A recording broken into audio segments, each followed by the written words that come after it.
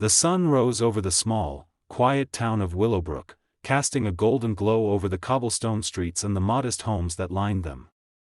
The air was filled with the scent of blooming wildflowers and the distant hum of children laughing as they played in the fields. But for 10-year-old Emma, the world was a little quieter, a little smaller.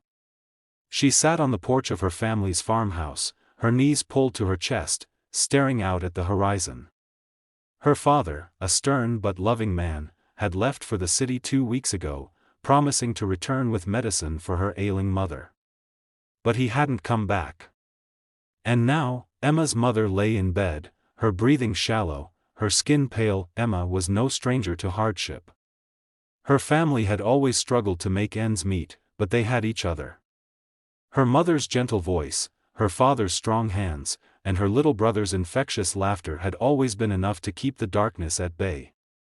But now, with her father gone and her mother fading, Emma felt the weight of the world pressing down on her small shoulders.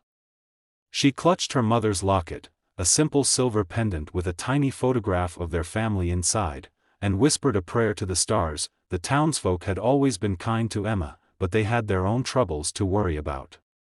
The crops were failing, the wells were drying up, and strange rumors had begun to spread about creatures lurking in the shadows. No one had seen them, but the stories were enough to keep people indoors after dark. Emma didn't believe in monsters. She believed in her family, in the love that had always carried them through the hardest times. But as the sun dipped below the horizon and the first stars appeared in the sky, she couldn't shake the feeling that something was coming. Something terrible. It was midnight when the screams began. Emma jolted awake, her heart pounding in her chest. The sound was unlike anything she had ever heard, a high-pitched, guttural wail that sent chills down her spine. She scrambled out of bed and ran to her mother's room, but the bed was empty. The window was open, the curtains fluttering in the cold night air. Emma's breath caught in her throat as she saw the footprints on the floor, large, clawed marks that led out into the darkness. "Mom," she cried, her voice trembling. She grabbed a lantern and ran outside, her bare feet slapping against the cold ground. The town was in chaos. People were running through the streets, their faces pale with fear. The air was thick with smoke and the acrid smell of burning wood. Emma's lantern flickered as she followed the footprints, her heart racing with every step. And then she saw it. A creature stood in the middle of the town square, its massive, hulking form silhouetted against the flames. Its skin was a sickly gray, its eyes glowing like embers.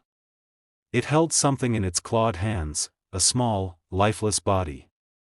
Emma's breath caught in her throat as she recognized the locket around the child's neck. It was her brother, Tommy. "No," she screamed, her voice breaking. The creature turned its head, its glowing eyes locking onto hers. For a moment, time seemed to stand still. And then it lunged. Emma ran, her legs pumping as fast as they could carry her. She could hear the creature behind her, its heavy footsteps shaking the ground. She didn't know where she was going, only that she had to get away. She stumbled into an alley, her lantern shattering against the ground. The creature was close now, its breath hot on her neck. She closed her eyes, waiting for the end, but it never came. A deafening roar filled the air, and Emma opened her eyes to see a group of soldiers charging into the square. They were dressed in black armor, their faces hidden behind helmets. They moved with precision, their weapons gleaming in the firelight. One of them grabbed Emma and pulled her to safety, while the others surrounded the creature. The battle was fierce, the sound of gunfire and the creature's roars echoing through the night.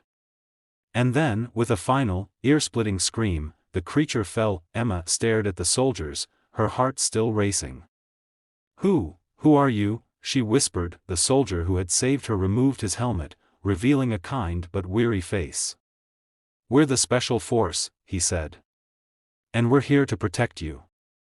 The days that followed were a blur. The Special Force set up a base in Willowbrook, their presence both a comfort and a reminder of the danger that lurked outside the town's borders. Emma was taken in by the soldiers, her small frame dwarfed by the black armor they wore.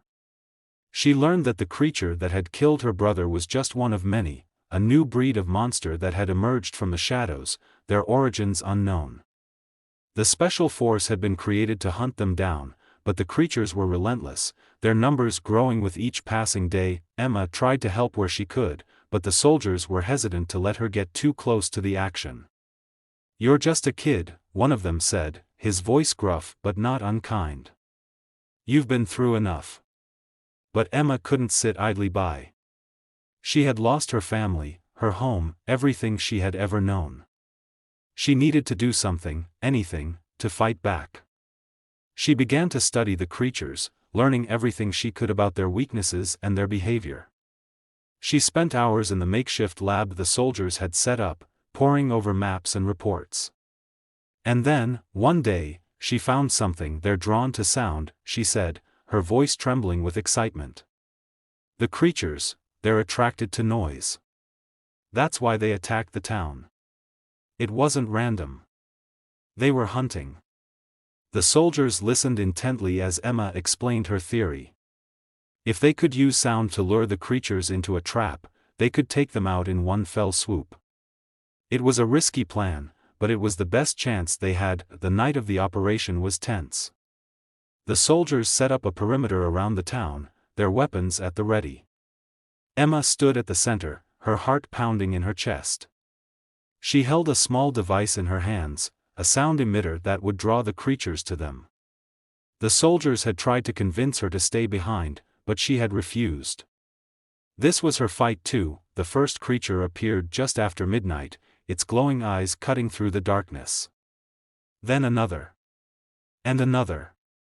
Soon, the town was surrounded, the creatures closing in from all sides.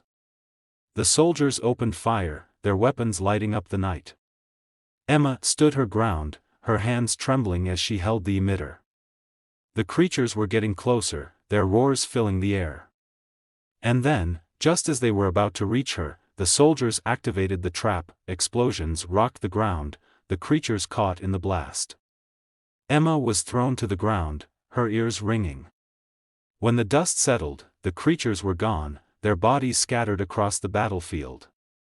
The soldiers cheered, their voices filled with relief.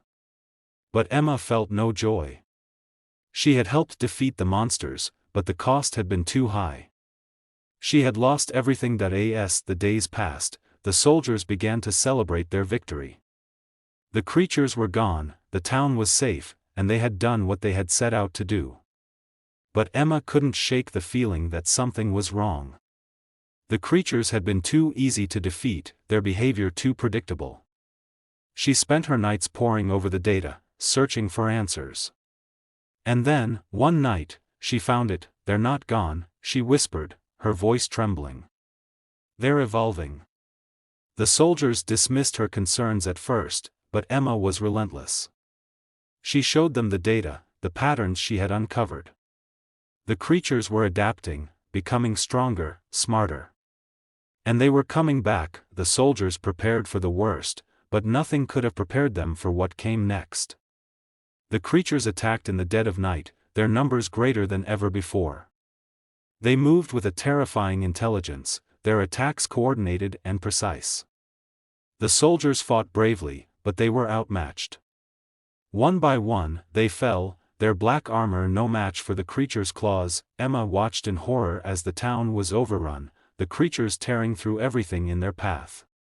She ran through the streets, her heart pounding in her chest. She had to get to the lab, to the one weapon they had left. It was a prototype, untested and dangerous, but it was their only hope. She reached the lab just as the creatures broke through the doors. She grabbed the weapon, a small, handheld device, and turned to face them. The creatures lunged, their eyes glowing with a terrifying hunger. Emma closed her eyes and activated the weapon. The explosion was deafening, the light blinding. When it faded, the creatures were gone, their bodies reduced to ash. Emma stood amidst the wreckage, her hands trembling. She had done it. She had saved the town.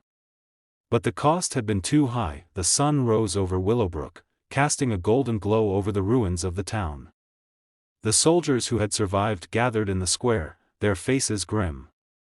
Emma stood among them, her small frame dwarfed by the black armor they wore. She had lost everything, her family, her home, her innocence. But she had also found something, a strength she never knew she had. The soldiers saluted her, their voices filled with respect. "You're one of us now," the leader said, his voice kind but weary. "You've earned it." Emma nodded, her heart heavy but her resolve unshaken.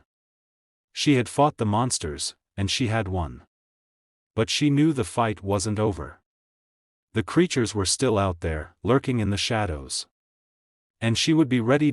As the soldiers began to rebuild the town, Emma stood at the edge of the square, staring.